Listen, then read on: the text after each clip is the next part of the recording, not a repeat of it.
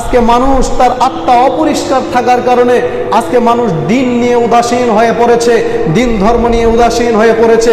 আজকে মানুষ গাফেল হয়ে পড়েছে। আজকে মানুষ দুনিয়ার প্রতি মোহে পড়ে গেছে, দুনিয়ার মোহে পড়ে গেছে।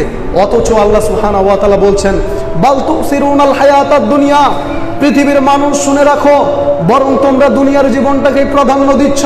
ওয়াল আখিরাতু খায়রুন ওয়া আবকা, তোমরা তো জানো না তোমাদের একটা আখিরাত নামক জীবন রয়েছে, যেটা হচ্ছে চিরস্থায়ী, যেটা হচ্ছে আবাসস্থল, যেখানে সারা জীবন তোমাদেরকে থাকতে হবে। এই পৃথিবী হচ্ছে জাস্ট একটা নমুনা, এই পৃথিবী হচ্ছে জাস্ট একটা পরীক্ষার সময়। এই পৃথিবীতে আমরা কখন আসছি, কখন চলে যাব তার কোনো গ্যারান্টি নাই। আজকে বাঁচে আছি, কালকে নাও থাকতে পারি, কিন্তু আমাদের জন্য একটা আখিরাত নামক জীবন রয়েছে, যেই আখিরাতের জন্য আমাদেরকে মাল সামানা এই পৃথিবীতে তৈরি করতে হবে। আর এই পৃথিবীতে যদি আমরা আখিরাতের জন্য মাল সামানা তৈরি না করতে পারি, সেদিন আমাদের জন্য ভয়াবহ অবস্থা হয়ে যাবে। আল্লাহ সুবহানাহু ওয়া তাআলা সূরাতুল আবাসার মধ্যে বলছেন, ইয়াউমা ইয়াফিরুল মারউ মিন আখি, সেদিন মানুষ তার ভাই থেকে পলায়ন করবে, ওয়া উম্মিহি ওয়া আবি, মানুষ তার পিতামাতা থেকে পলায়ন করবে, ওয়া সাহিবাতিহি ওয়া বানি, মানুষ তার সঙ্গের সাথে স্ত্রী থেকে পলায়ন করবে।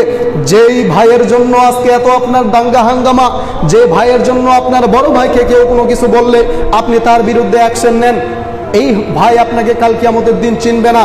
যেই পিতামাতা আপনার যদি আজকে কোনো অসুস্থ হয়ে যান, আপনার পিতামাতা আপনাকে সুস্থ করার জন্য নিজের জীবনটা পর্যন্ত বাজি রেখে দেয়, সেই পিতামাতা আপনাকে চিনবে না।